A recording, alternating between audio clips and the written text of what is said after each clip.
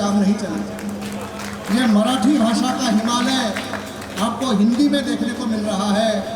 इसका एक एक गीत आपको अपने स्थान से हिलने नहीं देगा। 56 गीतों को फड़के साहब ने 56 रागों में बनाया है। लता मंगेशकर, आशा भोसले, वसंतराव देशपांडे जैसे धुरंधरों ने इसे गाया है। पहला गीत स्वयं रामचंद्र सुवर्ण सिंहासन पर विराजित है। उनके सम्मुख लवकुश रामचरित्र हेतु उपस्थित होते हैं। राम प्रभु सुनते हैं गायन, सुनाते कुशलव रामायण। मराठी था स्वये श्री राम प्रभु ऐकती, कुशलव रामायण गाती। राम प्रभु सुनते हैं गायन, सुनाते कुशलव रामायण। गाते समय वो कैसे दिखते हैं, उनकी भवमुद्रा कैसी है, उनके कानों के कुंडल कैसे डुलते हैं, इसका सुंदर वर्णन कवि ने किया है। 1 अप्रैल रामनवमी के दिन पहला गीत प्रसारित हुआ। लवकुश कैसे प्रवेश करते हैं, फड़के साहब गा रहे हैं। श्री राम श्री राम श्री राम, रामाय राम भद्राय रामचंद्राय वेधसे, रघुनाथाय नाथाय सीताय पतये नमः। स्वये श्री राम प्रभु ऐकते, राम प्रभु सुनते हैं गायन, सुनाते कुशलव रामायण। राम प्रभु सुनते हैं गायन, राम प्रभु सुनते हैं गायन, सुनाते कुशलव रामायण, सुनाते कुशलव रामायण।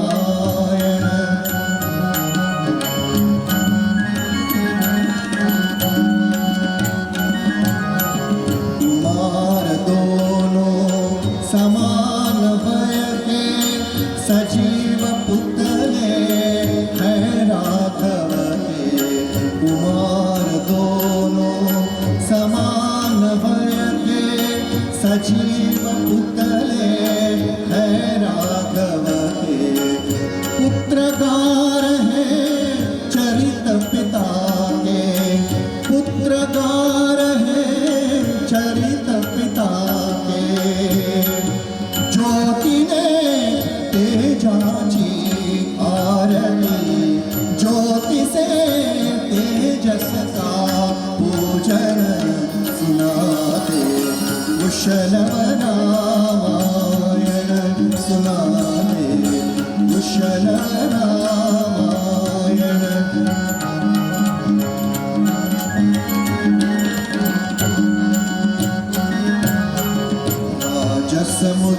राजसमुद्रावेश मुनि के, है गंधर्व युगल तपवन के।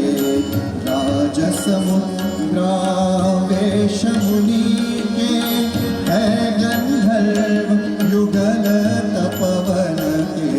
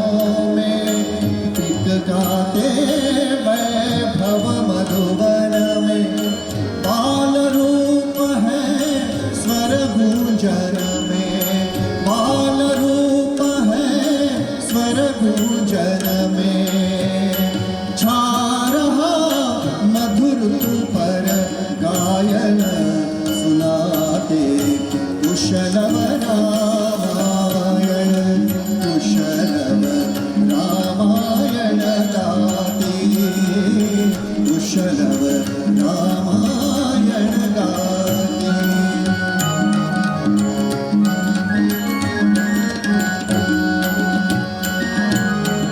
पुरुषार्थों की चारों चौखट उनमें रख कर निज जीवन पट रही स्वयं से प्रतिमा उत्कट रही स्वयं से प्रतिमा उत्कट। अश्रु से भरे राम लोचन अश्रु से भरे राम लोचन सुनाते कुशलव रामायण सुनाते कुशलव रामायण।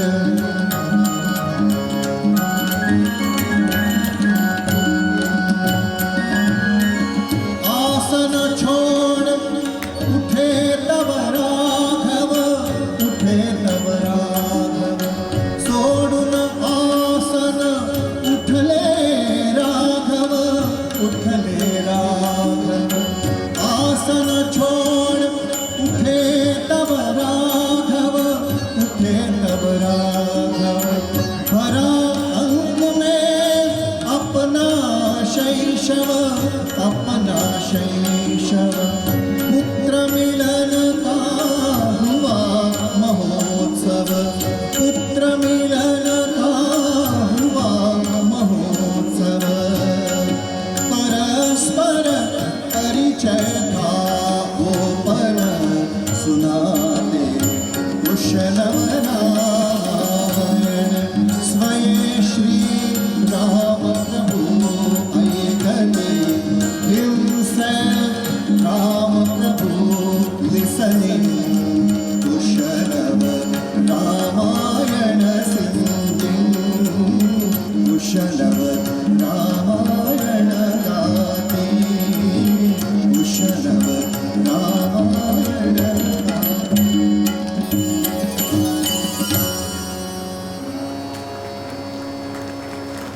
एक अप्रैल 1955 से राम कथा प्रारंभ हुई। अगला गीत अयोध्या नगरी का वर्णन है। आप में से जिन्होंने अयोध्या नहीं देखी है, आज परम सौभाग्य है कि सांसद साहब स्वयं अयोध्या बैठे सुन रहे हैं। जिन्होंने अयोध्या नहीं देखी है उनको इंदिरा गांधी कला केंद्र में बैठे बैठे अयोध्या के दर्शन होंगे। ऐसी ताकत इन शब्दों में है। अयोध्या कैसे दिखती है, कवि ने वर्णन किया। शरयू तीरावरी अयोध्या मनु निर्मित नगरी। शरयू तट सवरी अयोध्या मनु निर्मित नगरी। उस विशाल नगरी के भीतर बने मध्य में मार्ग समांतर रथवाजी गज जनता चलती नव श्रृंगार भरी अयोध्या मनु निर्मित नगरी।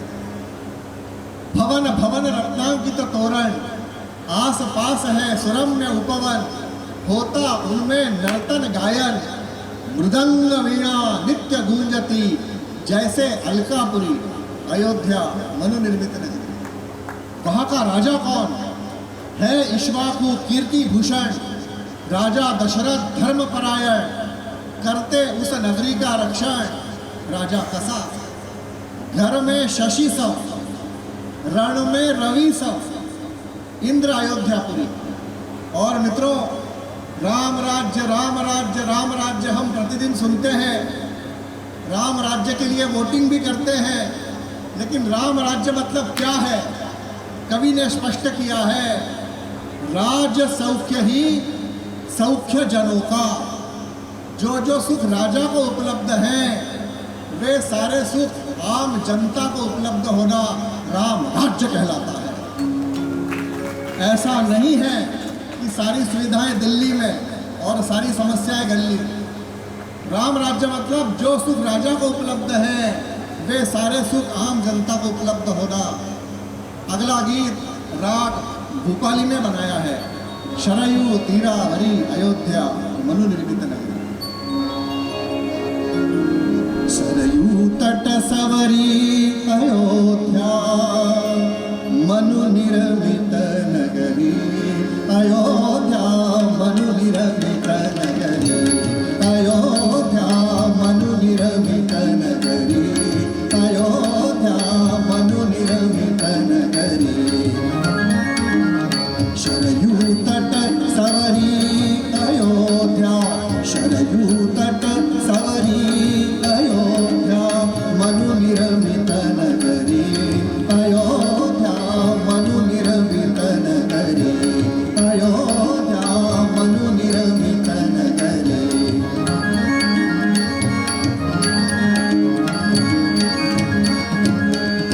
विशाल नगरी के भीतर बने मध्य में मार्ग समांतर। उस विशाल नगरी के भीतर बने मध्य में मार्ग समांतर। रथबाजी गज जनता चलती, रथबाजी गज जनता चलती। नव श्रृंगार भरी, ओ नव श्रृंगार भरी। अयोध्या मनु निर्मित नगरी, अयोध्या मनु निर्मित नगरी।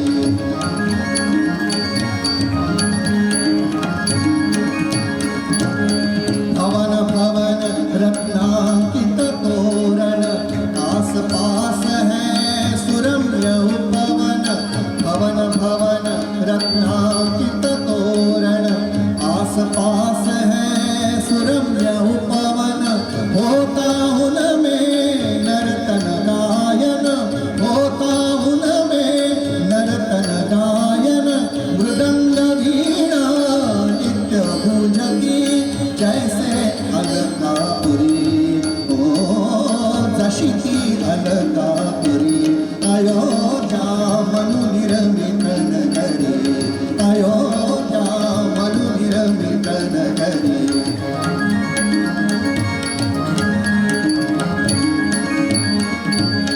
है इक्ष्वाकु कीर्ति भूषण, राजा दशरथ धर्म परायण। है इक्ष्वाकु कीर्ति भूषण, राजा दशरथ धर्म परायण। करते उस नगरी का रक्षण, घर में शशि सम रण में रवि सम। घर में शशि सम रण में रवि सम। इंद्र अयोध्यापुरी, ओ इंद्र अयोध्यापुरी। अयोध्या मनु निर्मित नगरी, अयोध्या मनु निर्मित नगरी।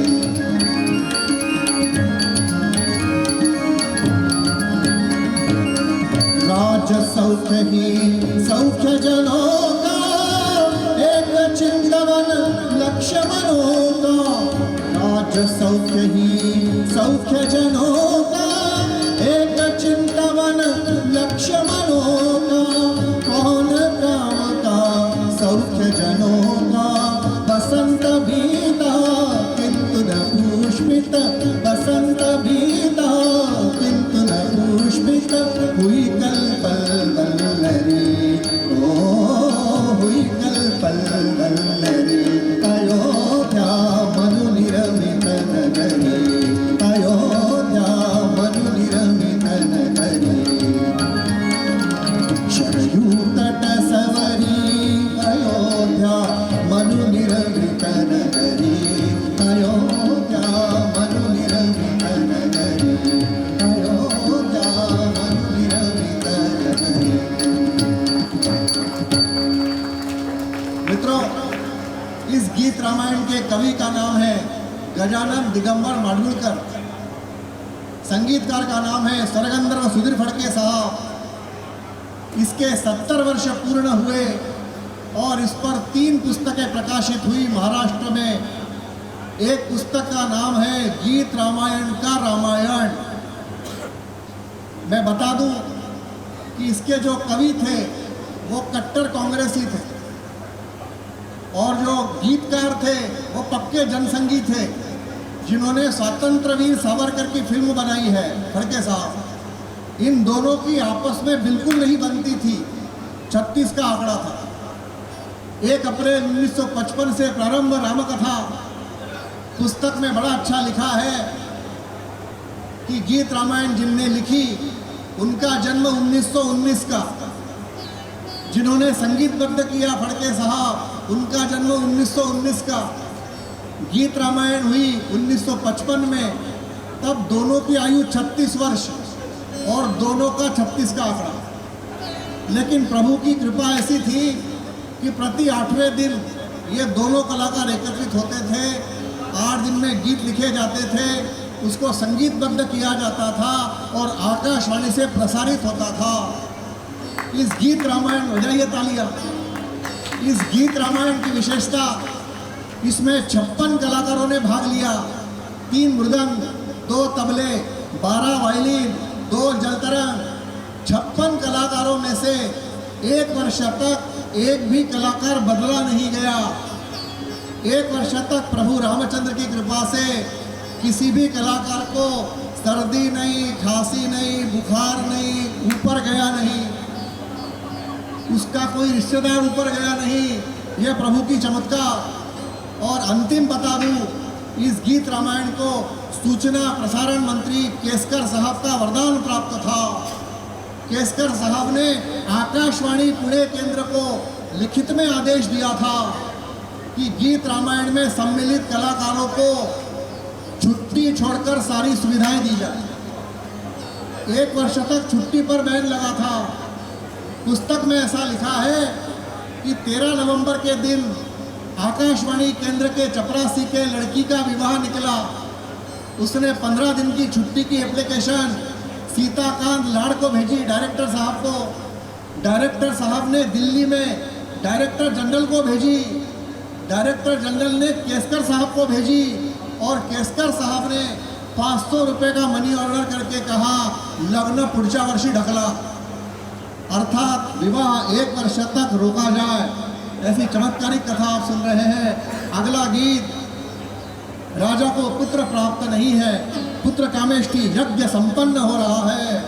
यज्ञ कुंड की धकधकती ज्वालाओं में से प्रत्यक्ष अग्निदेव प्रकट हुए हैं। राजा दशरथ से कह रहे हैं, लीजिए दशरथ पायसला, प्रकट हुआ पुत्रेष्ट यज्ञ में, यह मेरा सम्मान, लीजिए दशरथ पायसला।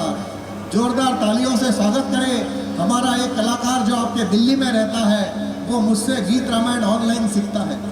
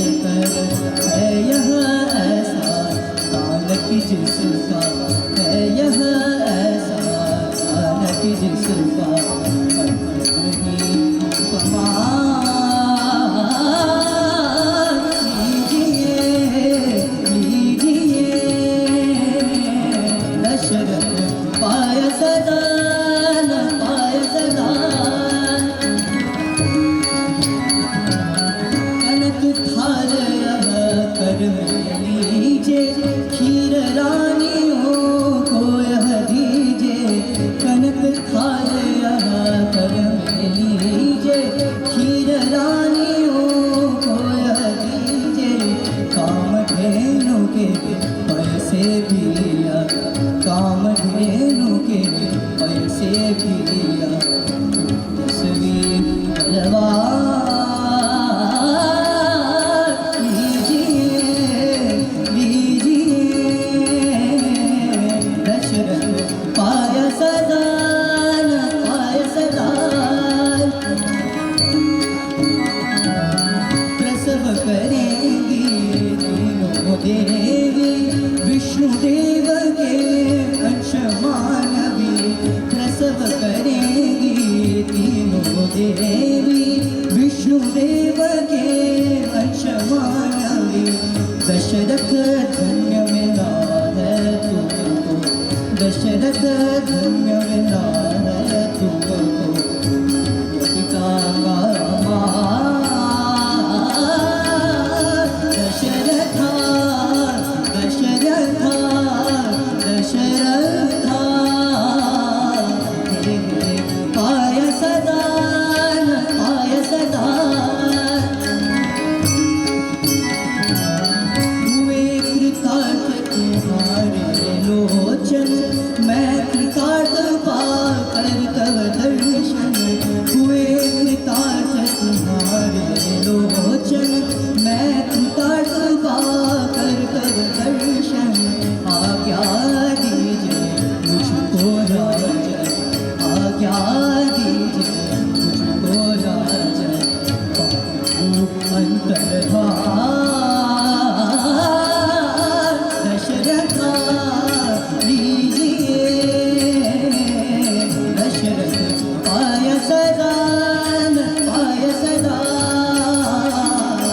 उज्जायिनी प्रगट हुआ कुरुक्षेत्र यज्ञ में मेरा सम्मान लीजिए लीजिए दशरथ पाय सदा लीजिए लीजिए लीजिए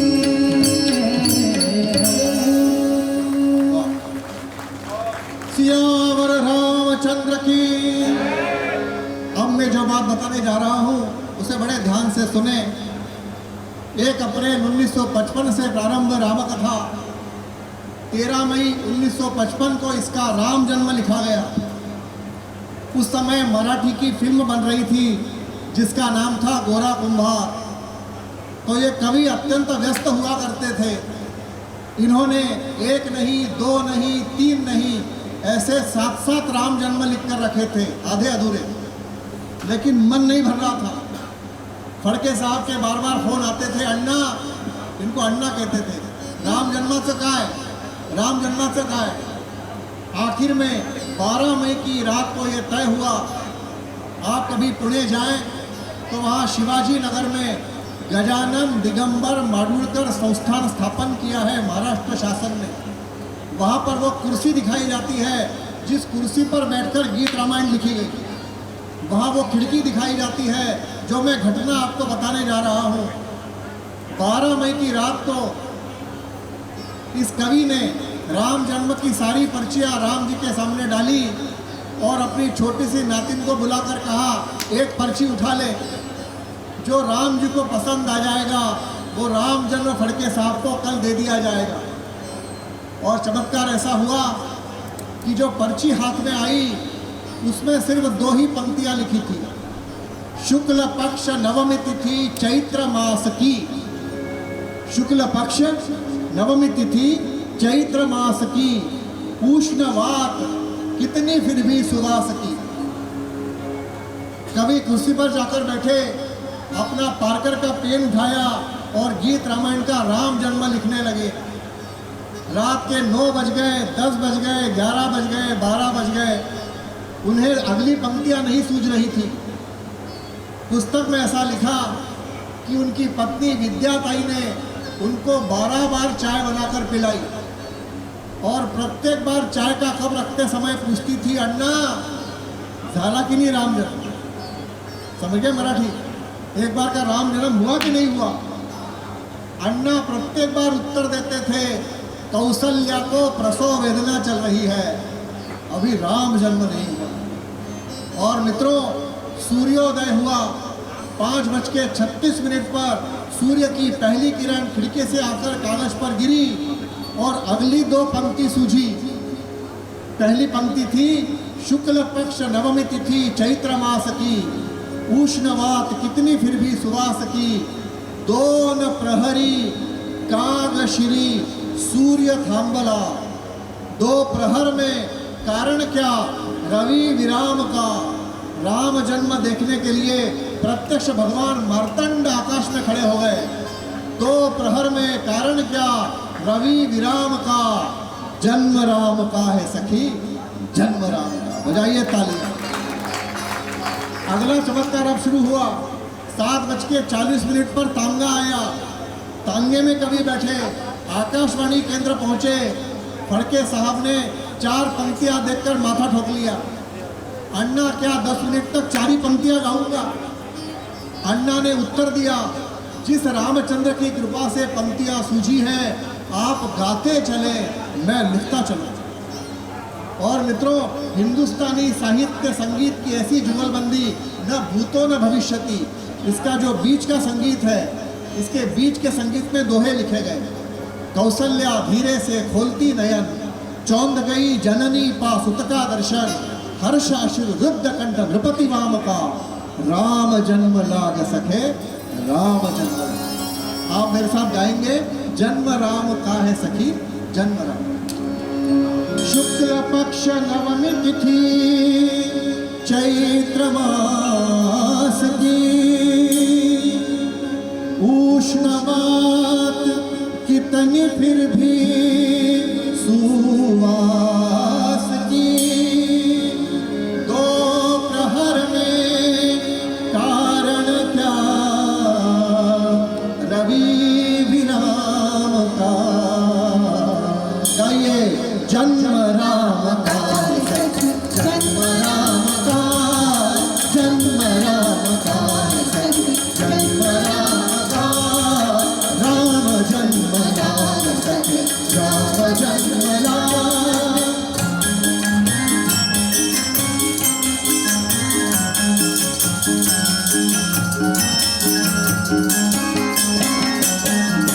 कौसल्या धीरे से खोलती नयन, चौंध गई जननी पासुत का दर्शन। कौसल्या धीरे से खोलती नयन, चौंध गई जननी पासुत का दर्शन। हर्ष अश्रु रुद्र कंठ नृपति वाम का, हर्ष अश्रु रुद्र कंठ नृपति वाम का, जन्म राम का है सखी, गाइए का, जन्म राम का है सखी, जन्म राम का।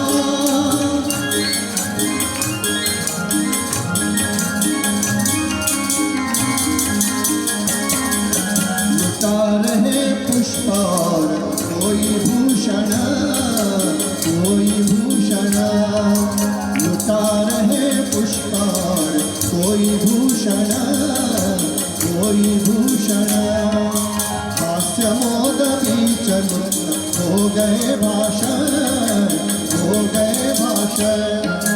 काल घोष तीव्र वाक्य निरविराम का, काल घोष तीव्र वाक्य निरविराम का, जन्म राम का है सखी, जन्म राम का, राम जन्म राम सखी, राम जन्म राम।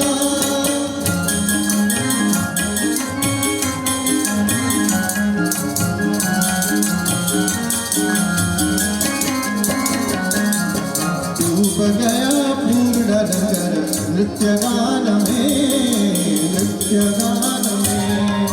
डूब गया पूर्ण नगर नृत्य गान में, नृत्य गान में।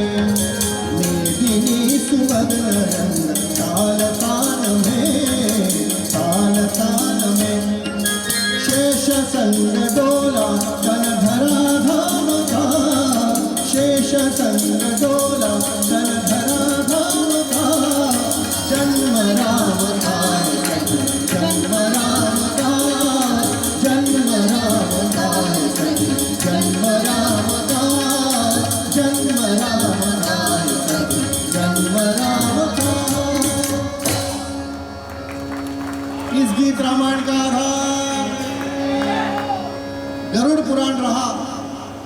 गरुड़ पुराण क्या है जो मृत्यु के पश्चात सुनाया जाता है, लेकिन जिसको सुनाया जाता है वो तो ऊपर जा चुका है।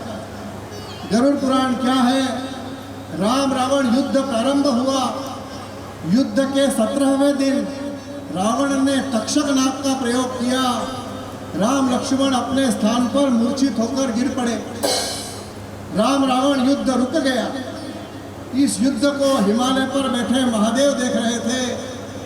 महादेव जी ने वहीं से गरुड़ महाराज को आदेश किया कि आप जाएं और मेरे इष्ट को तक्षक नाग से मुक्त करें। गरुड़ महाराज वैकुंठ में महाविष्णु की पूजा कर रहे थे। महादेव जी का संदेशा मिला, अधूरी पूजा छोड़ी और युद्ध भूमि में प्रकट हुए। गरुड़ महाराज ने अपनी चोंच से तक्षक नाग को पृथक किया।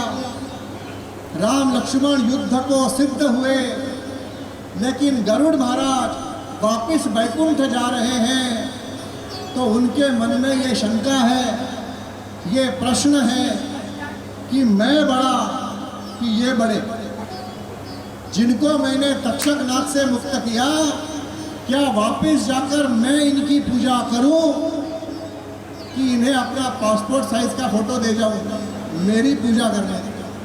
ऐसा प्रश्न लेकर गरुड़ महाराज महादेव जी के यहाँ पहुँचते हैं। महादेव जी से कहते हैं, महाराज मैं राम कथा सुनना चाहता हूँ।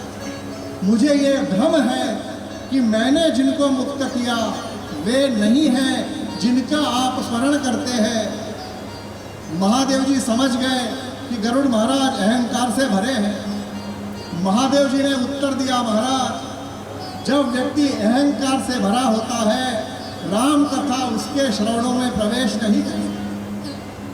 आप ऐसा करें, मेरी राम कथा प्रतिदिन चलती है, पार्वती देवी रोज राम कथा सुनती है। आप ऐसा करें, नीलगिरी पर्वत पर कल से काकभूषुंडी महाराज राम कथा प्रारंभ कर रहे हैं। आप वहाँ जाएं और राम कथा सुने। गरुड़ महाराज ने दूसरा प्रश्न पूछा, महाराज आप मुझे जानते हैं? महादेव ने कहा, महाराज जानता हूँ। आप मुझे जानते हैं? कि जानता हूँ। महाराज मैं जिस कंपनी में जनरल मैनेजर हूँ उस कंपनी में कौवा चपरासी है, तो क्या मैं वहाँ जाकर राम कथा सुनूं?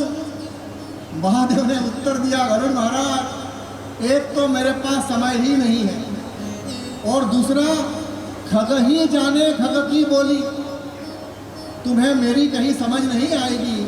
पक्षी की भाषा पक्षी समझा सकता है। अंत में बड़े बेमन से गरुड़ महाराज काकभूषुंडी महाराज जी के सामने उपस्थित हुए हैं।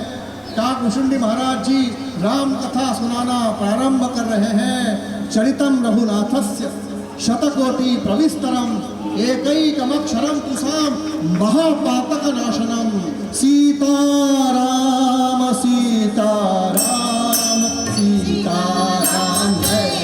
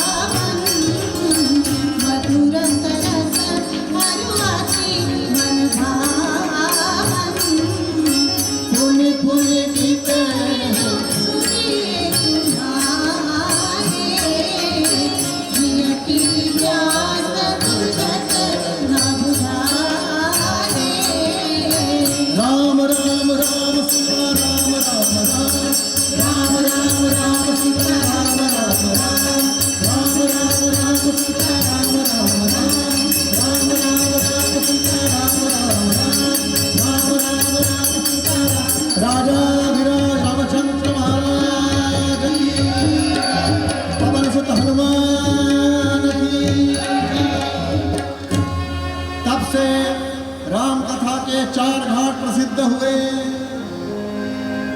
एक घाट पर भगवान महादेव कथा सुनाते हैं, पार्वती देवी कथा सुनती है, उसे ज्ञान घाट कहा जाता है। दूसरे घाट पर याज्ञवल्क्य मुनि कथा सुनाते हैं, भरद्वाज मुनि कथा सुनते हैं, जिसे वैराग्य घाट कहा जाता है। तीसरे घाट पर काकुशुंडी महाराज कथा सुनाते हैं, गरुड़ महाराज कथा सुनते हैं, उसे मोक्ष घाट कहा जाता है। और चौथा घाट इंदिरा गांधी कला केंद्र दिल्ली में आयोजित है, जहां मैं तुलसीदास महाराज का प्रतिनिधि आपको राम कथा सुनाने आया हूं और आप हरि कथा सुन रहे हैं। लेकिन ध्यान रहे, अब आपका हवाई जहाज उड़ने को तैयार है। अब आपको 1 घंटा 10 मिनट यहाँ से हिलना नहीं। हवाई जहाज में आप पेटी बांध लें। आज मेरा भगवान रामचंद्र की कृपा से 4126वां कार्यक्रम है। राम कथा कैसे कही जाए, राम कथा युवाओं की भाषा में कैसे डाली जाए, इस पर अनेक प्रयोग हुए हैं। राम कथा के 4 घाट हुए हैं। समर्थ रामदास कहते हैं कथा कैसे सुने। खोए हुए पुत्र की वार्ता श्रवण करे जैसी माता। किसी माँ का पुत्र खो गया हो तो सारा ध्यान उस वार्ता की तरफ रहता है। ऐसे एक चित्त होकर कथा सुने। कथा में कैसे आकर बैठे, अत्यंत आवश्यक कार्य हो तो अपना स्थान छोड़े, वरना ये सामान्य संगीत का कार्यक्रम नहीं है, ये राम कथा है। कवि कहते हैं कैसे आकर बैठे, यथा मार्जरा प्रवेशे निर्गमे, जैसे बिल्ली आकर बैठती है और निकल जाती है। कथा कितनी देर चले, जब शास्त्र लिखा गया तब घड़ी नहीं थी।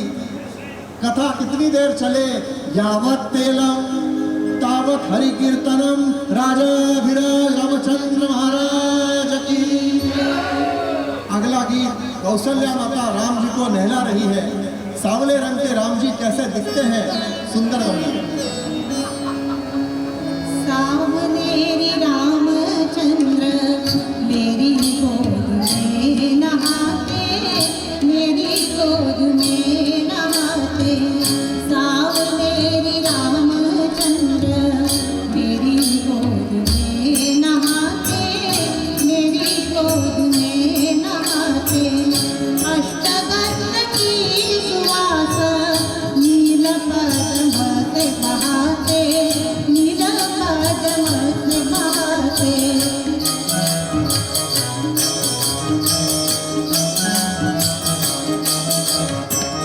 सावनेरी रामचंद्र मेरे हाथों से खाते, मेरे हाथों से खाते।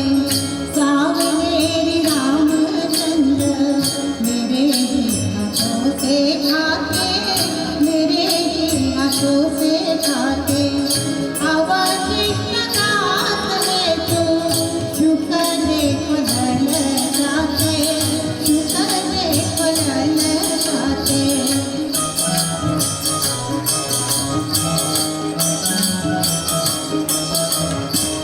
सावनेरी रामचंद्र रत्नमंच पे सोते।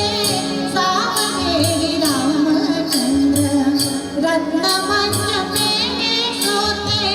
देख लाज चंद्र नभ में विरुद्ध होते, नभ में विरुद्ध होते।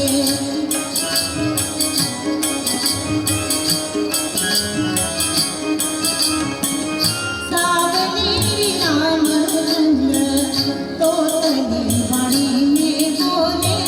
सावनेरी रामचंद्र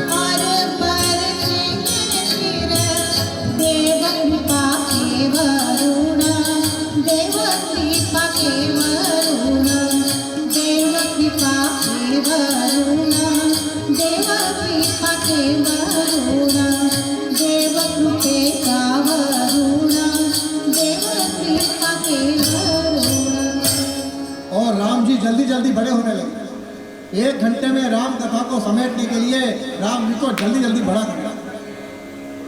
अक्सर ऐसा देखा जाता है कि राम कथा सुनने वे आते हैं जिनको सुनाई नहीं आता। मैं यहाँ का नहीं बता रहा हूँ। राम कथा सुनते समय वे पड़ोसी से पूछते हैं, क्यों जी सीता स्वयंवर हो गया क्या? पड़ोसी उत्तर देता है, मैं भी आपके जैसा हूँ।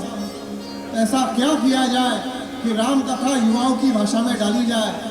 इसलिए इसका बीच का 5 मिनट का तंत्र बदला है और इसका नाम परम पूज्य दत्तात्रेय होसबोले साहब ने रखा है, द्वादश उत्तम राम।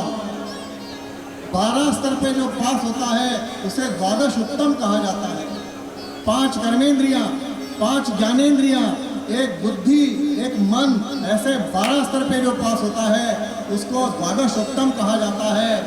ऐसे द्वादश उत्तम राम का रिजल्ट आता है, राम जी का मेरिट में प्रथम स्थान प्राप्त होता है। और उसी वर्तमान पत्र में अराजकता की खबरें छपी है। विश्वामित्र राष्ट्र संत है, उनके आश्रम में प्रार्थना चल रही थी, वेद मंत्रों से है ऊंचा वंदे वंदे मातरम। वेद मंत्रों से है ऊंचा वंदे वंदे मातरम।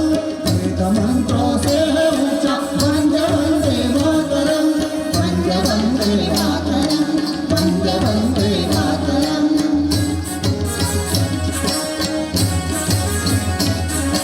मातृभूमि मुक्तता का मंत्र है यह भारती। मंत्र है यह भारती। लाखों देते वीर इसमें प्राणों की है आहुति। प्राणों की है आहुति। आहुति से सिद्ध है ये मंत्र वंदे मातरम। मंत्र वंदे मातरम, मंत्र वंदे मातरम। वेद मंत्रों से है ऊंचा वंदे वंदे मातरम। भारत माता की, भारत माता की, भारत माता की। ऐसा जयघोष होता है। यह वर्तमान पत्र वहां जाता है। उसी वर्तमान पत्र में एक छोटी सी खबर छपी है, 4 वर्षीय बालिका के साथ दुष्कृत्य हुआ है। मित्रों, जिस दिन मेरा कार्यक्रम जयपुर में था, मैंने लड़की की मां को पागल होते देखा है। 4 वर्षीय बालिका पर बलात्कार हुआ था। विश्वामित्र उठकर खड़े होते हैं, इतनी संवेदनहीन समाज, इतना संवेदनहीन समाज। और विश्वामित्र अपने स्थान पर उठकर खड़े हुए राजा दशरथ की सभा में प्रवेश करते हैं। विश्वामित्र एकमात्र ऐसे संत थे जिनके आगे पीछे 3-3 लाल बत्ती की गाड़ियां चला करती थी। ब्रह्म ऋषि, राजऋषि, देवऋषि विश्वामित्र को उपाधि प्राप्त थी, जिन्होंने 60,000 वर्षों की तपश्चर्या से गायत्री मंत्र का सृजन किया था। मैं जानना चाहता हूं, आप में से कितने लोग गायत्री मंत्र पढ़ते हैं प्रतिदिन? हाथ खड़ा करें। अब मैं जो चमत्कार बताने जा रहा हूं उसे बड़े ध्यान से सुने। गायत्री मंत्र में 24 अक्षर हैं। ओम भूर्भुवः स्वः तत्सवितुर्वरेण्यं भर्गो देवस्य धीमहि धियो यो नः प्रचोदयात्। गायत्री मंत्र में 24 अक्षर हैं और वाल्मीकि रामायण में 24,000 श्लोक हैं। प्रति 1000वें श्लोक की शुरुआत गायत्री मंत्र के पहले अक्षर से होती है। ओम से पहले 1000, भू से दूसरे 1000, भ से तीसरे 1000। खड़े में गायत्री मंत्र पढ़ा जाए तो औड़े में वाल्मीकि रामायण पढ़ी जाती है। बजाइए इस चमत्कार के लिए ताली। मतलब एक बार गायत्री मंत्र पढ़ने पर आपको 24,000 वाल्मीकि रामायण जपने का पुण्य मिलता है, जिसकी आवश्यकता आज के युवाओं को अत्यधिक है। तो मैं कार्यक्रम के माध्यम से विनती करता हूँ, धर्म धर्म हमें टिकाना आना चाहिए। धर्म किसे कहते हैं? याद रखें, केवल लोगों को दिखावे के लिए सामूहिक जनेऊ की जाती है, किसी काम की नहीं है। जनेऊ का शास्त्र सुन ले। यदि आपने जनेऊ की है और 3 दिन तक वो संध्या वंदन नहीं करता है तो दोबारा जनेऊ करनी पड़ती है, ऐसा शास्त्र है। विश्वामित्र उठकर खड़े हुए राजा दशरथ की सभा में प्रवेश करते हैं। राजा दशरथ उनका यथोचित स्वागत करता है। मुनिवर्य, भूधन, गोधन, स्वर्ण, आभूषण क्या प्रस्तुत करूं? विश्वामित्र कहते हैं, मैं ये फालतू चीजें लेने नहीं आया हूँ। फड़के साहब ने इसको राग बसंत में बनाया है। ज्येष्ठ मुझे दशरथ दो पुत्र तुम्हारा, ज्येष्ठ मुझे दशरथ दो पुत्र तुम्हारा, यज्ञ रक्षणार्थ वही योग्य हमारा, ज्येष्ठ तुझा पुत्र मला तेरी दशरथा, ज्येष्ठ मुझे दशरथ दो पुत्र तुम्हारा।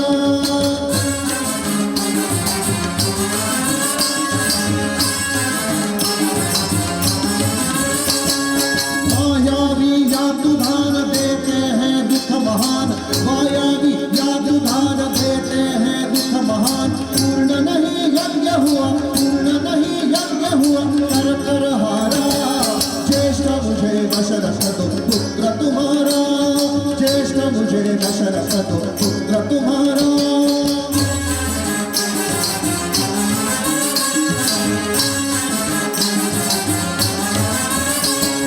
वेदी पर रक्तमांस फेंकते हैं वे विशंस, वेदी पर रक्तमांस फेंकते हैं वे विशंस, रुकते ही मंत्र करे, रुकते ही मंत्र करे, नर्तन न्यारा, ज्येष्ठ मुझे दशरथ दो पुत्र तुम्हारा, यज्ञ रक्षणार्थ वही योग्य हमारा, ज्येष्ठ तुझा पुत्र मला तेरी दशरथा।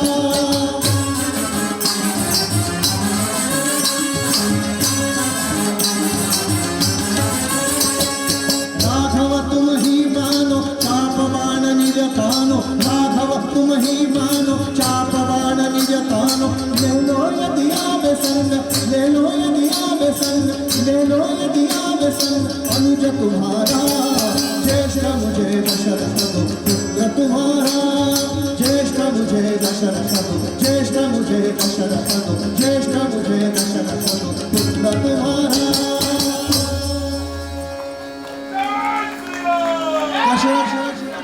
दशरथ जी ने विश्वामित्र जी को आज की भाषा में दो ऑप्शन दिए।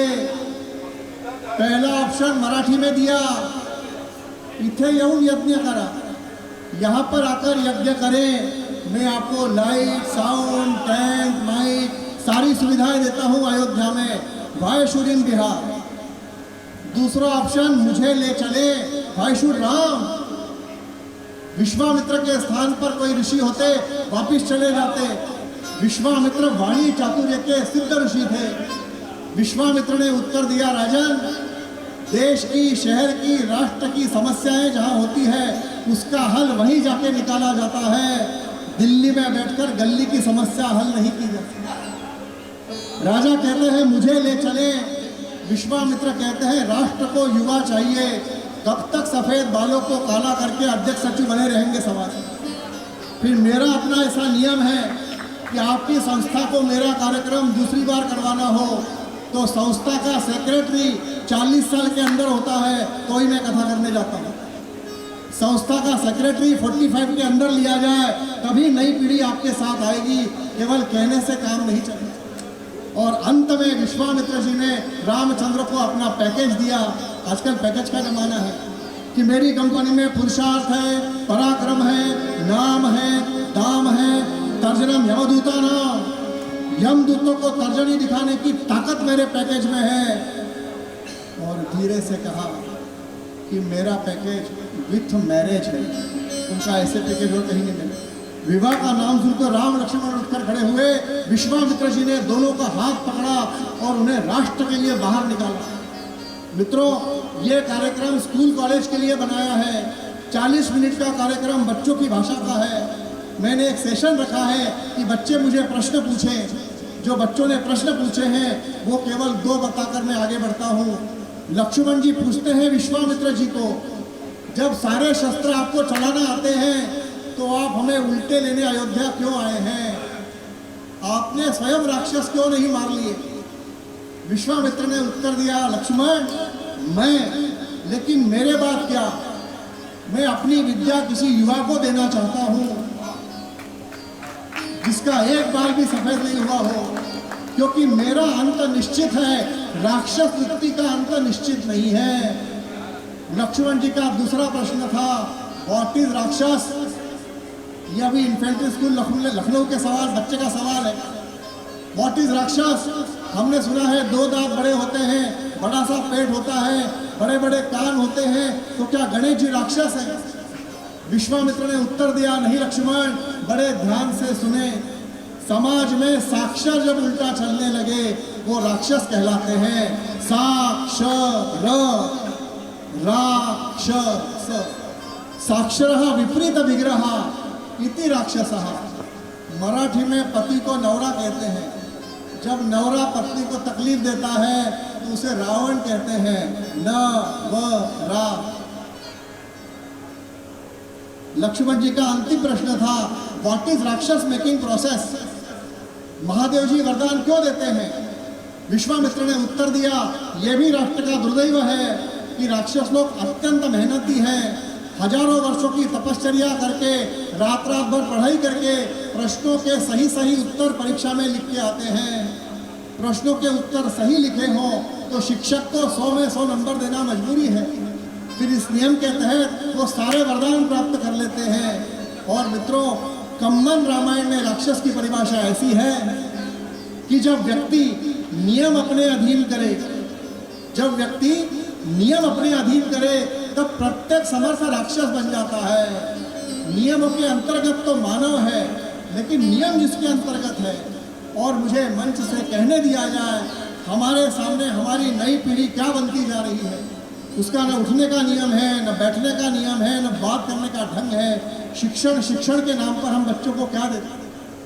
विश्वामित्र द्वारा सिद्ध किया गया राम कथा आगे बढ़ती है।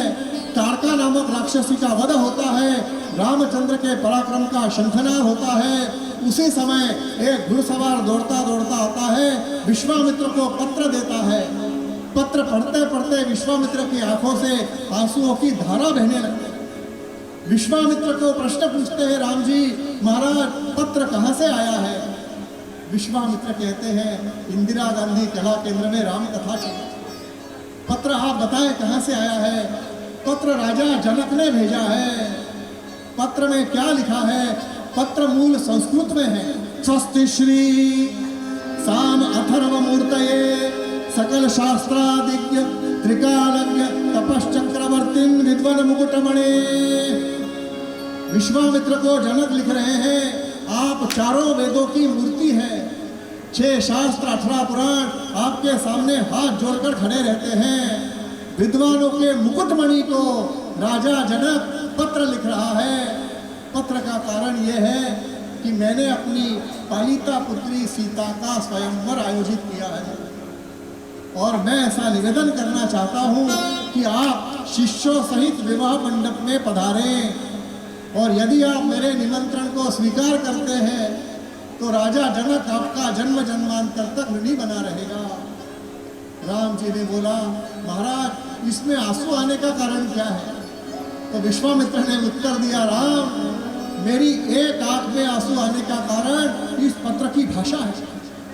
कितने प्रेम से जनक मुझे बुला रहा है, ये पत्र पढ़कर मैं मिथिला नगरी ना पहुंचूं तो आश्चर्य। तो लक्ष्मण जी ने पूछा, महाराज दूसरी आंख में आंसू आने का कारण? तो इस साल बताऊं कि अगले साल फिर बुलाऊं? बताओ इस साल दूसरी आंख में आंसू आने का कारण क्या है? इस पत्र में मुझे बुलाया है, मेरे शिष्यों को बुलाया है, इसमें आप दोनों का कहीं नाम नहीं है और आप राजपुत्र हैं, बगैर निमंत्रण के नहीं चले। तो विश्वामित्र जी को उत्तर दिया राम जी ने कि हमें 12वीं कक्षा में नीति शास्त्र पढ़ाया था, उसमें ऐसा सिखाया था कि जहाँ गुरु को निमंत्रित किया जाता है, जहाँ गुरु को निमंत्रित किया जाता है वहाँ शिष्यों को अलग से निमंत्रण की आवश्यकता नहीं होती है। चला राघवा चला बभाया जनकाशी मिथिला। और मिथिला नगर में प्रवेश होता है। क्या वर्णन किया है मिथिला नगरी में? जैसे ही राम लक्ष्मण का प्रवेश होता है, राजा जनक ने चींटियों के गर्भ तक को निमंत्रित किया था। दोपहर का भोजन हुआ, रात्रि के विश्राम के पूर्व लक्ष्मण जी ने ऐसा कहा कि हम उपवन देखना चाहते हैं। राम लक्ष्मण उपवन देखने गए हैं, उसी समय भुवन सुंदरी आई है। लक्ष्मण जी ने राम जी का हाथ पकड़ा, उनके बाल ठीक कर। क्या लक्ष्मण ये क्या कर रहा है कि आज मेरे भाई का मुकाबला भुवन सुंदरी से होने वाला है? और जैसे ही सीता माई ने पीछे मुड़कर देखा, त्रिभुवनपति खड़ा मुस्कुरा रहा था। तुलसी महाराज वर्णन कर रहे हैं कैसे दिखते थे। सिय सुंदरता भरनी न जाई, सिय सुंदरता भरनी मधुमती बहुत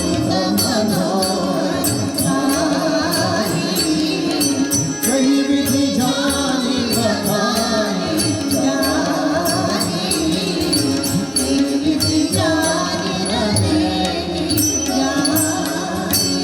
सिय सुंदरता बरनी न जाई। सीता माता की सुंदरता को वर्णन नहीं किया जा सकता। सीता माई ने भुवन सुंदर राम जी को देखा, अपनी सहेली के हाथ एक गुलाब का फूल राम जी को पहुंचाया। राम जी ने भी सीता माई की सहेली के हाथ एक गुलाब का फूल सीता माई को पहुंचाया। उस दिन तारीख थी 14 फरवरी। वैलेंटाइन डे कहने की अनुमति नहीं है, लेकिन अभी चित्रकूट में राम भद्राचार्य महाराज सामने बैठे थे। मैंने कहा मुझे कहने दिया जाए बच्चों की भाषा में। राम जी से जैसे ही प्रवेश हुआ, विश्वामित्र ने पूछा, राम रास्ते में कौन मिला था? कि महाराज जनक नंदिनी मिले थी। कल आप ऐसा कुछ करें कि हमें सीता स्वयंवर में वरमाला डाले। तो विश्वामित्र जी ने रामचंद्र को धनुष्य भंग की विधि बताई। धनुष्य के नीचे लाल रंग का बटन है, उसको पैर के अंगूठे से दबाने पर वो धनुष्य खड़ा हो जाएगा। लेकिन राम, ये ध्यान रखना, शिव धनुष्य वही उठा सकता है जो जीवन भर एक पत्नीव्रत रह सकता है। आप पूछेंगे ये कौन से रामायण में लिखा है? ये मेरी अपनी रामायण में। शिव धनुष्य वही उठा सकता था जो जीवन भर एक पत्नीव्रत रह सकता था। और विश्वामित्र ने राम जी को गंगा अवतरण की कथा सुनाई। ये जो मैं आपको गंगा अवतरण सुना रहा हूँ, ये उज्जैन के कवि पंडित शिवमंगल सिंह सुमन जी का लिखा हुआ है। एक बार उनके लिए ताली बजा दी जाए। सघन घटा छाई हिमगिरि पत्थर त्रिशूल डमरू शिवधारे, सघन घटा छाई हिमगिरि पत्थर त्रिशूल डमरू शिवधारे, गंगावतरण हेतु आयश विनति करत भागीरथ ठाणे। धर धर धर शोर मचाव उतरी गंगा स्वर्ग लोक से, धर धर धर शोर मचाव उतरी गंगा स्वर्ग लोक से, धर धर धर धर धरती कांपे उसे दबाए शंभु चरण से, गगन धारा घुमड़ घुमड़ कर आई गंगा शिव शंकर की जटा समाई, भटक गई वह जटा जाग में सघन जटा की खान गाई।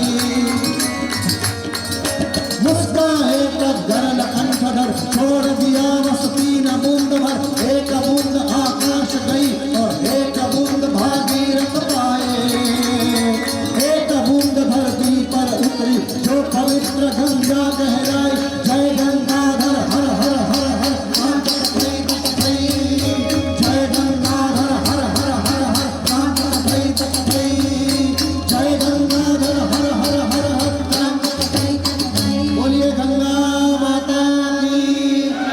गंगा धरती पर कैसे आई? दिन दिन दा धा दिन दिन दा धा दिन दिन दा तक दिन दिन दा धा दिन दिन दा दिन दिन दा तक दिन दिन सारे घटाशा आई हम गिर पर करत शूल डमरू शिवधार, गंगा अवतरण हेतु आज शिव विनत करत भागीरथ ठाणे। घर घर घर शोर मचाव उतरी गंगा स्वर्ग लोक से, धर धर धर धर धरती कांपे उसे दबाए शंभु चरण फिर दे गगन धारा, घुमड़ घुमड़ कर आई गंगा शिव शंकर की जटा समय, भटक गई वह जटा जाल में सघन जटा की थाहन पर, मुस्काए तब गरल कंठधर छोड़ दिया बस 3 बूंद भर, एक बूंद आकाश गई एक बूंद भागीरथ पाए, एक बूंद धरती पर उतरी जो पवित्र गंगा कहलाई।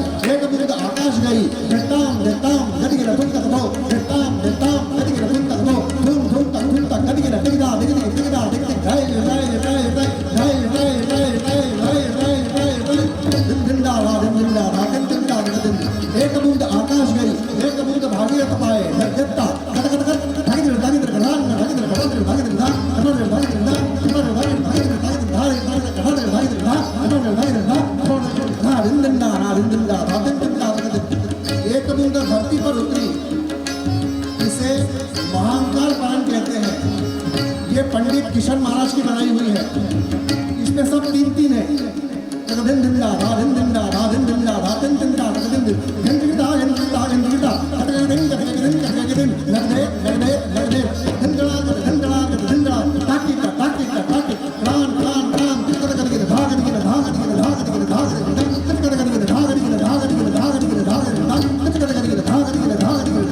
धाग बोलिए गंगा माता की जय। लेकिन जैसे ही गंगा अवतरण हुआ, पार्वती देवी कोप भवन चली गई। महादेव ने पूछा, देवी क्या हुआ कि आपने दूसरा विवाह कर लिया, मेरे लिए सौतन ले आए? महादेव बोला, नहीं देवी, मैंने केवल गंगा का गर्भहरण किया है। तो पार्वती जी बोली, उठाइए Shivdhanush. Shivdhanush was the criteria of that phenomena. Shivdhanush वही उठा सकता था जो जीवन भर एक पतिव्रत रह सकता था। और जैसे ही महादेव जी ने पिनाक नामक शिवधनुष उठाया, पार्वती जी का संशय दूर हुआ, इन्होंने दूसरा विवाह किया। इसलिए सीता माई ने अपने विवाह अवसर पर वो शिवधनुष मंगाया था। इस गीत रामायण का सर्वश्रेष्ठ गीत कहलाता है सीता स्वयंवर। शब्द है, नाता नभ के साथ जुड़ गया माता धरणी का।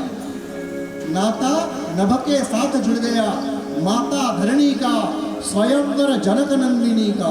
स्वयंवर जनक नंदिनी, आप मेरे साथ गाएंगे, स्वयंवर जनक नंदिनी। नाता नभ के साथ जुड़ गया माता धरणी का, गाइए, स्वयंवर जनक नंदिनी का। स्वयंवर जनक नंदिनी का, स्वयंवर जनक नंदिनी का, स्वयंवर जनक नंदिनी का, स्वयंवर जनक नंदिनी का।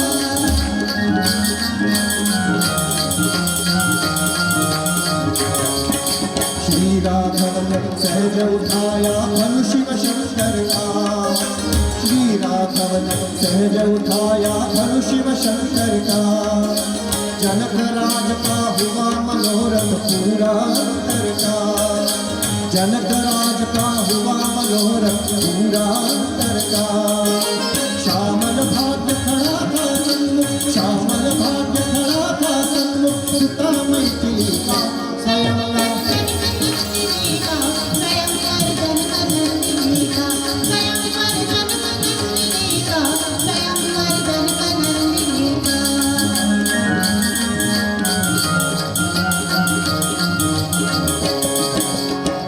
जानकी देख रही थी राम धनुर्धारी। मुक्त जानकी देख रही थी राम धनुर्धारी। युगल नयन में शक्ति समेटे निज तन की सारी। पुष्पित सुमन गाल पर लज्जा, पुष्पित सुमन गाल पर लज्जा, अरुण रंजिनी का। स्वयंवर जनक नंदिनी का, स्वयंवर जनक नंदिनी का, स्वयंवर जनक नंदिनी का, स्वयंवर जनक नंदिनी का।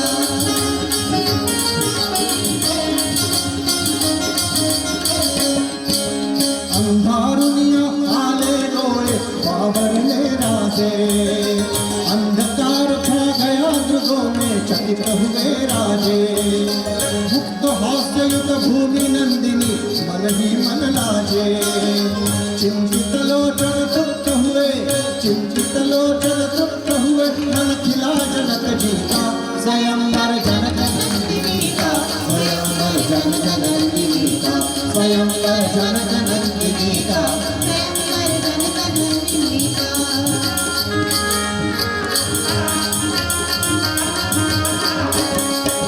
झुके राम थोड़े सीता ने डाली वरमाला। झुके राम थोड़े सीता ने डाली वरमाला। करतल ध्वनि से देवों ने आकाश गूंज डाला। करतल ध्वनि से देवों ने आकाश गूंज डाला। उनके कानों में स्वर पहुंचा, उनके कानों में स्वर पहुंचा, मंगल सरणी का। स्वयंवर जनक नंदिनी का, स्वयंवर जनक नंदिनी का, स्वयंवर जनक नंदिनी का, स्वयंवर जनक नंदिनी का।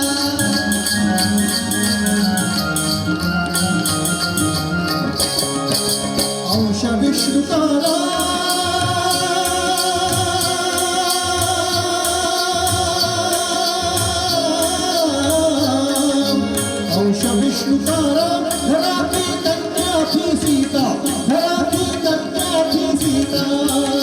गंधर्वों के सरोवर गायन को जय गीता। आकाशाशी जड़ले ऐसे, आकाशाशी जड़ले ऐसे नाते धरणी थे, स्वयंवर झाले गीते थे, स्वयंवर झाले गीते थे। स्वयंवर जनक नंदिनी का, स्वयंवर जनक नंदिनी का, स्वयंवर जनक नंदिनी का, स्वयंवर जनक नंदिनी का, स्वयंवर जनक नंदिनी का, स्वयंवर जनक नंदिनी का, स्वयंवर जनक नंदिनी का। बोले सियावर रामचंद्र की।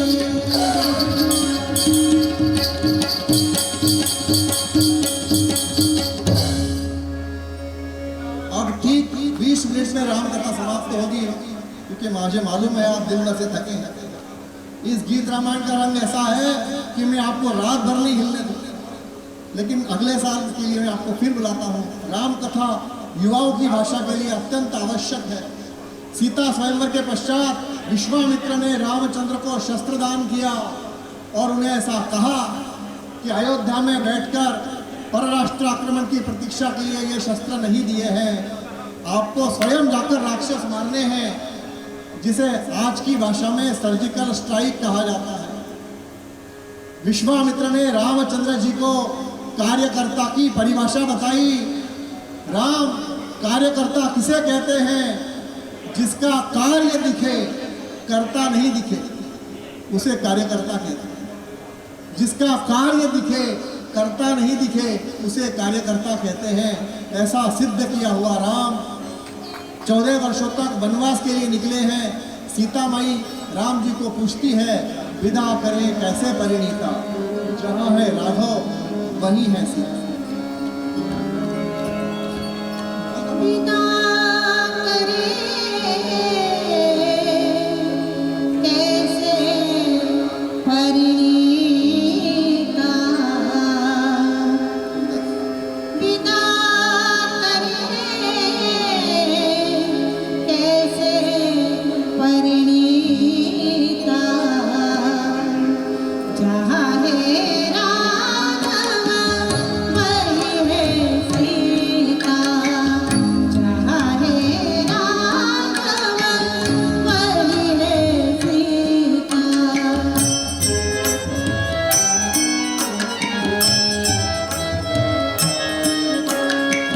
प्रभु के चले जिस पथ पर, मैं हूँ आगे उसी मार्ग पर। विजनवास का मुझे न कुछ डर, साथ हमारे भाग्य विधाता। जहाँ है राघव वही है सीता, हे तेरा राघव हे सीता।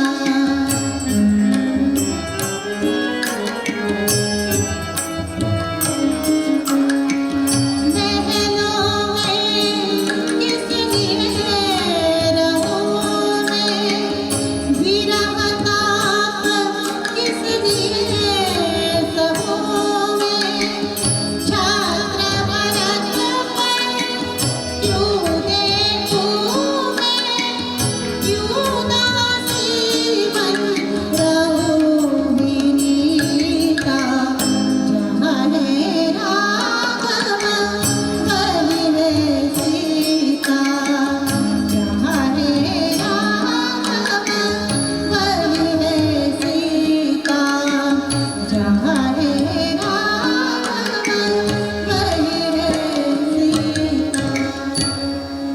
राम, लक्ष्मण, जनक नंदिनी वन को निकलते हैं। फड़के साहब ने इस गीत को राग तोड़ी में बनाया, हिंदुस्तानी संगीत का राग तोड़ी। राम जा रहे वह तो सतपथ, राम जा रहे वह तो सतपथ। सुमंदरों को रोको रे रथ, रोको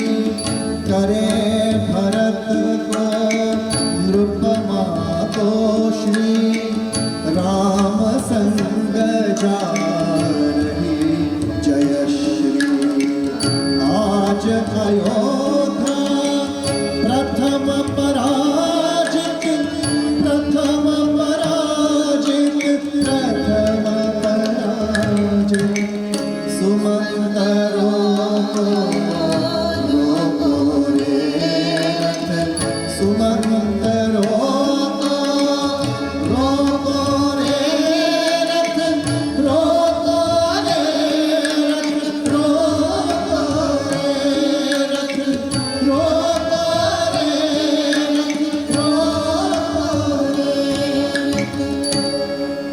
राम जी गंगा किनारे पर खड़े हैं और सारे नाविक गा रहे हैं, है नौका तुम लौट न आना, हे गंगा मत आह भरो, राम नाम को गाते गाते रामचंद्र को पार करो।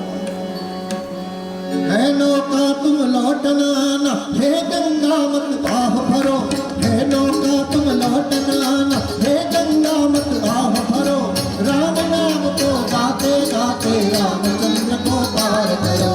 जय गंगे जय भागीरथी, जय जय राम दाशरथी, जय गंगे जय भागीरथी, जय जय राम दाशरथी, जय गंगे जय जय राम।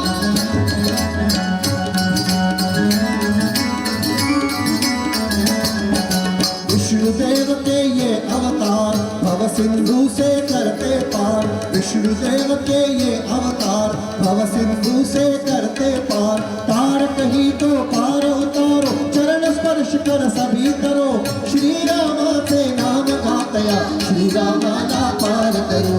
जय गंगे जय भागीरथी, जय जय राम दाशरथी, जय जय राम दाशरथी, जय जय राम दाशरथी। बोलिए सियावर रामचंद्र की जय। मध्य प्रदेश के चित्रकूट में रहने के पश्चात प्रभु का दंडकारण्य में प्रवेश हो रहा है। वहां पर शूर्पणखा नामक राक्षसी प्रभु को प्रणय निवेदन करती है, उसके नाक कान काटे जाते हैं। वो रावण भगिनी रावण से जाकर कहती है, विरूप देखो शूर्पणखा का, रामचंद्र की कृति लीजिए बदला लंकापति, सूड़घे जाता लंकापति। इस गीत को गाते समय फड़के साहब के गले की नस फट गई। उन्हें डॉक्टर ने 1 वर्ष तक बोलने तक को मना किया था और अगले दिन वो सरगंधर्व 8वें दिन हेडफोन लगाकर आकाशवाणी केंद्र पर अगला गीत गाने के लिए खड़ा था। इससे बड़ा चमत्कार और क्या देखना है, ये राम कथा का चमत्कार है। रावण सुवर्ण मृग की परिणति करता है। अब गीत रामायण के केवल 2 गीत बचे हैं। रावण स्वर्ण मुख की परिणति करता है, सोने का मृग सीता माई के सामने आया है और सीता माई राग जय जयवंती में पूछ रही है, तोड़ते सुमन जो सहज दृष्टि में आया, ला दो ना मृगवो अयोध्येश मन। तोड़ते सुमन जो सहज दृष्टि में आया, तोड़ते सुमन जो सहज दृष्टि में आया, लादो राम वो अयोध्येश मन भाया, लादो राम वो अयोध्येश मन भाया।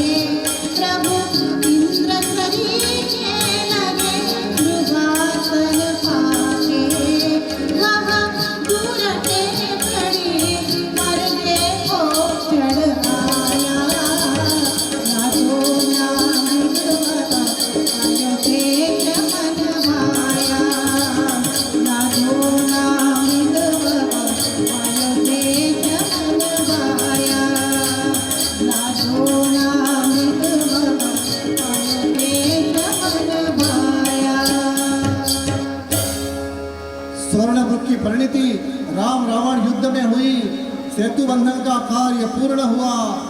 सारे के सारे वानर जयघोष करने लगे, सियावर रामचंद्र की।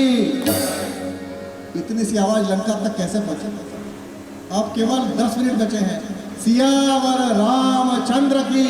अभी 40 हुई है। हिंदुओं को आवाज की आवश्यकता है। सियावर रामचंद्र की।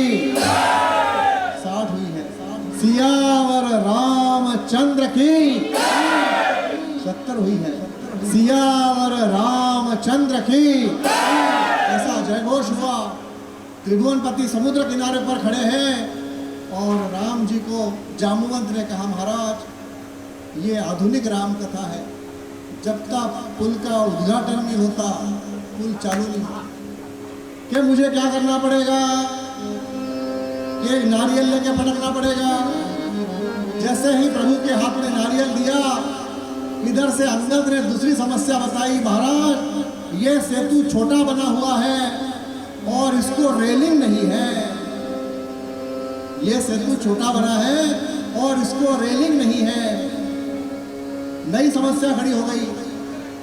वाल्मीकि रामायण के अनुसार वानर का अर्थ समझते हैं बंदर, बंदर नहीं है। महर्षि वाल्मीकि जी ने स्पष्ट लिखा है, वनेषु वसंती नराहा इति वानराहा। जो वन में नर रहते हैं उन्हें वानर कहते हैं। तो राम जी ने 14 वर्ष उनके साथ रह के उनको धर्म मतलब ड्यूटी, सिस्टम मतलब शास्त्र सिखाया, सिस्टमेटिक ड्यूटी मतलब धर्मशास्त्र सिखाया। इसका किसी जाति से कोई लेना देना ही नहीं है। ऐसा प्रत्येक व्यक्ति जो अपना कार्य सिस्टमेटिक ढंग से करता है वो वाहनर कहलाता है।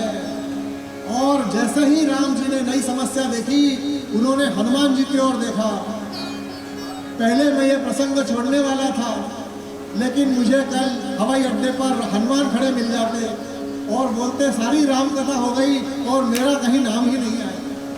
जैसे ही हनुमान जी की ओर देखा, मनोजवम मारुततुल्य वेगम जितेन्द्रियं बुद्धिमतां वरिष्ठं वातात्मजं वानरयूथ मुख्यं श्रीरामदूतं शरणं प्रपद्ये। पवन सुत हनुमान की। चारों ओर हवा चल रही है। हनुमान जी का साक्षात्कार हुआ।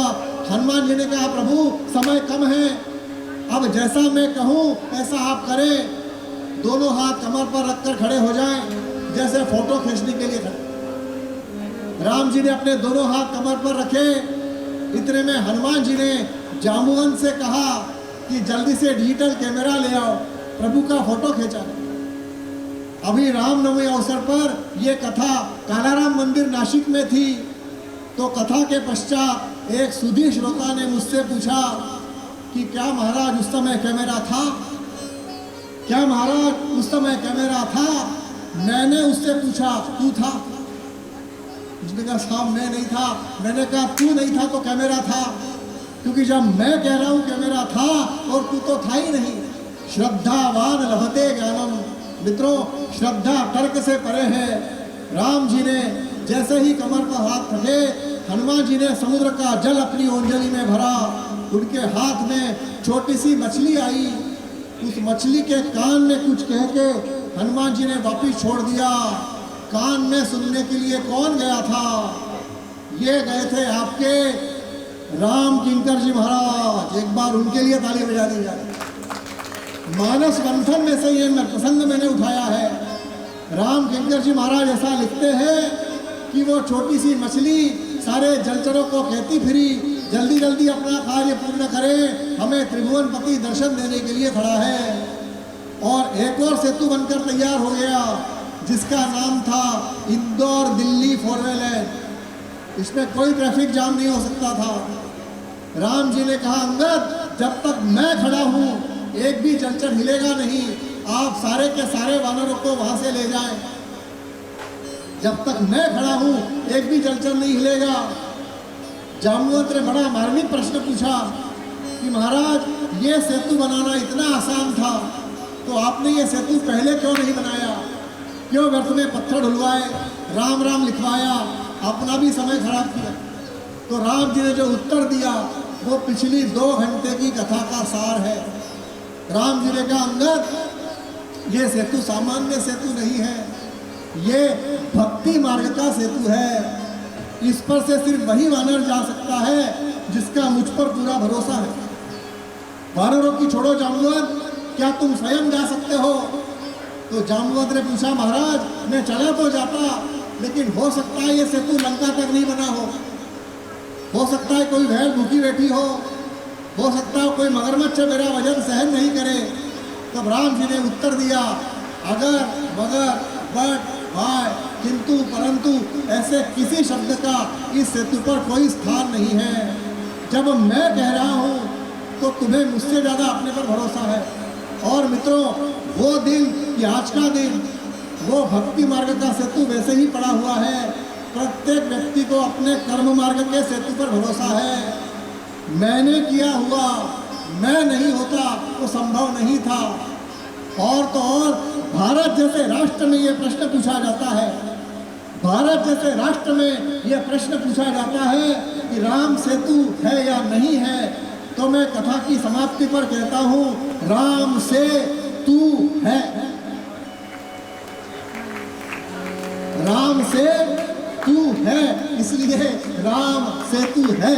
बोलिए सियावर रामचंद्र की। सेतु बांधो रे, सेतु बांधो रे, सेतु बांधो रे, सेतु बांधो रे, सेतु बांधो रे, सेतु बांधो रे, सेतु बांधो रे, सियावर रामचंद्र की जय। सेतु बांधो रे, सेतु बांधो रे, सेतु बांधो रे, सेतु बांधो रे, सेतु बांधो रे, सेतु बांधो रे, सेतु बांधो रे, सियावर रामचंद्र की जय।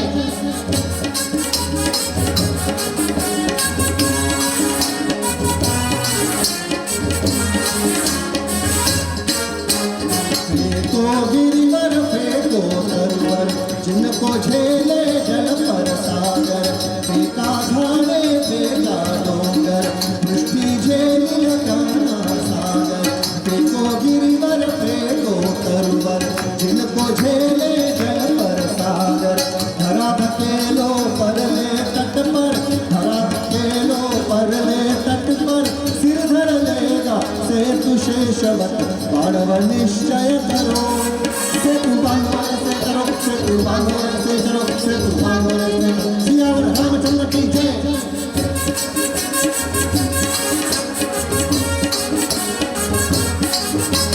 कर हुंकार बजाओ डंका, हो हो हो हो हो हो हो हो हो, विजयी राघव हरी लंका, हो हो हो हो हो हो हो हो। कर हुंकार बजाओ डंका, विजयी राघव हरी लंका, मुक्त मैथिली कैसी शंका, मुक्त मैथिली कैसी शंका, सेतु रूपय ज्योतिष लाता, अंधकार में भरो। सेतु बांधो से करो, सेतु बांधो से करो, बांधो से करो। सियावर रामचंद्र की जय, सियावर रामचंद्र की जय, सियावर राम रावण युद्ध संपन्न हुआ। परित्राणाय साधूनां विनाशाय च दुष्कृतां धर्म संस्थापनार्थाय संभवामि क्षणे क्षणे। अनुभूति हुई, रावण का वध हुआ। देव हो बघा राम लीला, ये गाना मराठी में सुने। देव हो बघा राम लीला, भूवरी रावण वध झाला, भूवरी रावण वध झाला। देव हो बघा राम लीला, भूवरी रावण वध झाला, भूवरी रावण वध झाला। सियावर रामचंद्र की। स्वयं राम जी ने पुष्प वाटिका से सीता माई को मुक्त किया। सीता माई का हाथ अपने हाथ में लिया, पुष्प विमान उड़ चला। उसे जल्दी है अयोध्या पहुंचने की। अयोध्या में भरत राम जी की प्रतीक्षा कर रहा है। मित्रों, ध्यान रखना, राम कथा सौतेले भाई की, सौतेले भाई को जायदाद देने की कथा है। सौतेला भाई को जायदाद दे रहा है। आज बड़े बड़े बाड़े टूटकर फ्लैट्स का रूप धारण कर लिया है। नीचे सगा बड़ा भाई रहता है, ऊपर सगा छोटा भाई रहता है और बातचीत बंद है। ये कथा उनके लिए है। अभी कानपुर के पास एक गांव है छिबरामऊ। छिबरामऊ मेरी कथा थी मेले में। मैं जिनके यहाँ खाना खाने गया, उनकी माँ 6 महीने बड़े बेटे के पास रहती थी, 6 महीने छोटे बेटे के पास रहती। उस दिन 31 मई थी, उनकी माँ के आंखों से आंसू आ रहे थे। मैंने पूछा काहे झालं कि महाराज आज मुझे नीचे बेटे के पास रहने जाना है, मेरे बाद क्या होगा? मेरे दोनों बेटे आपस में बातचीत नहीं, करोड़ों की संपत्ति है, इत्र का व्यापार है। मैंने कहा माई मेरी कथा हो जान दे, कल से ऐसा अवसर नहीं आएगा। और आपको बताऊं, दोनों भाई सामने बैठे थे। मैंने कहा देखो, राम कथा सौतेले भाई की, सौतेले भाई को जायदाद देने की कथा है। क्या हजारों वर्षों की तपश्चर्या भारत का ये दिन देखने के लिए थी? नहीं नहीं नहीं मित्रों, बड़ा भाई उसे कहते हैं, बड़ा भाई उसे कहते हैं जो जायदाद का बड़ा हिस्सा छोटे को दे सके। ये तो काय का बड़ा, और काय का बड़ा कहते बराबर वो बड़ा भाई उठ के खड़ा हुआ। और मित्रों उसी रात उन दोनों भाइयों ने इकट्ठा खाना खाया। ये राम कथा की फलश्रुति है। पुष्पक विमान उड़ चला, जाते जाते सीता माई को लक्ष्मण अंत में परिचय करवाते हैं। सीता माई ये जाम्बुवंत है, सीता माई ये विभीषण है, सीता माई ये अंगद है। जैसे मैं अपने संगत करो करवाता हूँ। तबले पर साथ दिया मोहित शाक्य साहब, वैभव भगत ये ग्वालियर से आए हैं, साइड इधर पर संजय आयाचित साहब, कीबोर्ड पर रवि सालके साहब, हारमोनियम पर राजेंद्र जोशी साहब, साथ में जीवन संजीवनी अमृतावन। और जाते जाते लक्ष्मण को ध्यान आया कि सीता माई ये सेतु दिखा दिया जाए। ये सेतु टिल्ले पिल्ले वानरों ने बनाया है। सेतु मतलब माइक सिस्टम। एक बार इनके लिए भी ताली बजा दी। इतने बड़े लेवल पर माइक अरेंजमेंट सामान्य नहीं है, ये प्रभु की कृपा है। सेतु मतलब इस तरह की कथा के आयोजक प्रायोजक एक बार हमारे सांसद महोदय और हमारे सच्चिदानंद जोशी जी के लिए ताली बजा दी जाए, जिस वजह से कथा आप तक पहुंची। और लक्ष्मण जी ने कहा सीता माई ये सेतु, सीता माई उठ के खड़ी हुई। सीता माई जैसे ही उठ के खड़ी हुई, नीचे का सेतु अदृश्य हो गया। बड़ी बड़ी समुद्र की लहरें उठ रही है। सीता माई पूछती है लक्ष्मण कहाँ है सेतु, कहाँ है सेतु? सीता माई उठ के खड़ी होती थी, सेतु अदृश्य हो जाता था, और लक्ष्मण जी उठ के खड़े होते थे, वो सेतु दिखता था। वो सेतु कहाँ चला जाता था जानने के लिए अगले वर्ष की प्रतीक्षा करें। अगले वर्ष में जब सांसद साहब मुझे दोबारा बुलाएंगे तब बताऊंगा सेतु कहाँ चला जाता है। पुष्पक विमान अयोध्या की धरती पर अवतरित हुआ। अंतिम गीत वाल्मीकि महर्षि ने लव कुश को आदेश किया है, बच्चों राघव नगरी जाना, रामायण के गीत कैसे गाना, कहाँ गाना, कब गाना, सुंदर वर्णन किया है। अंतिम मुद्दा बचा है वृद्धाश्रम। घर पर 3-3 कमरे हैं, कुत्ते बांधने के लिए एयर कंडीशन, कूलर में कुत्ते बंधे हुए हैं, और उनके माँ बाप भोपाल के अमरलाल वृद्धाश्रम में दम तोड़ रहे हैं। नहीं नहीं मित्रों, ये राम कथा उनके लिए है। माँ की कीमत उनसे पूछें जिन्हें माँ नहीं है। आईची किंमत त्यांना विचारा ज्यांना आई नहीं है। माँ की कीमत उनसे पूछें जिन्हें माँ नहीं है। जब तक माँ जीवित होती है उसकी कीमत समझ में नहीं आती है, और जिस दिन वो चली जाती है दुनिया में किसी चीज़ की कीमत नहीं रहती है। स्वतंत्र वीर सावरकर की कविता है खोया हुआ मेमना। सावरकर जी की माँ का निधन 2 वर्ष की आयु में हुआ था। 9 वर्ष की आयु में सावरकर जी ने पहली कविता लिखी है, उसका नाम है खोया हुआ मेमना। मेमने को हाथ में लेकर सावरकर कह रहे हैं क्या रात भर के लिए मैं कर रहा है। तेरी माँ रात भर के लिए खोई है, मेरी तरफ देख, मेरी माँ हमेशा के लिए खोई है। मित्रों, माँ की कीमत उनसे पूछे। भगवान महाविष्णु बैकुंठ से उठकर खड़े हुए। लक्ष्मी ने पूछा प्रभु कहाँ चले? महाविष्णु ने कहा मैं पंढरपुर जा रहा हूँ, वहाँ मेरा भक्त पुंडलिक रहता है। पुंडलिक अपने माँ के पैर दबा रहा था। पुंडलिक का दरवाजा बजाकर महाविष्णु ने कहा पुंडलिक मैं महाविष्णु तुम्हें दर्शन देने आया हूँ। पुंडलिक ने उत्तर दिया जब तक मैं अपनी माँ की सेवा पूरी नहीं करूँगा मैं आपके सामने नहीं आऊँगा। महाविष्णु ने पूछा मैं तब तक क्या करूँगा? तो पुंडलिक ने ईंट का टुकड़ा फेंक कर कहा आप इस पर खड़े रहें। और मित्रों 28 युग बीत गए, वो कमर पर विट्ठल बनकर खड़ा है, वो इस बात की गवाही देने के लिए खड़ा है कि घर पर माँ बाप की सेवा की जाए तो भगवान को दरवाजे पर खड़ा रखा जा सकता है। ऐसी ताकत माँ बाप की सेवा में है। ऐसा गीत रामायण पूर्ण हुआ। पुनश्च एक बार मंत्रालय को आभार। अंतिम गीत, बच्चों राघव नगरी जाना, रामायण के गीत सुनाना, रामायण के गीत सुनाना, रामायण के गीत सुनाना, रामायण के गीत सुनाना, ये रामायण के गीत सुनाना, रामायण के गीत सुनाना।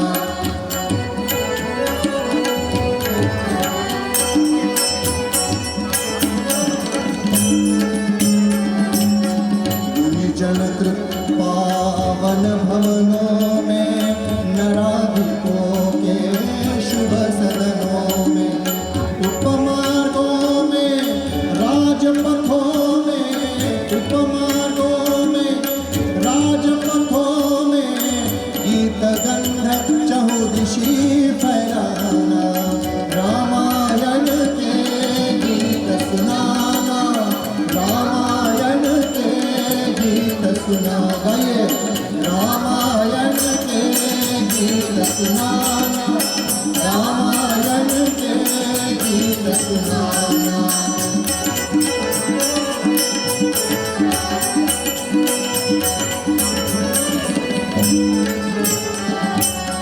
स्वयं सुनेंगे जब शत्रुंजय, संयत रखना मुद्रा अभिनय, स्वयं सुनेंगे जब शत्रुंजय, संयत रखना मुद्रा अभिनय, काव्य नहीं यह अमृत संचय, काव्य नभे अमृत संचय, सागर सुने राम यह जाना, रामायण के गीत सुनाना, रामायण के गीत सुनाना।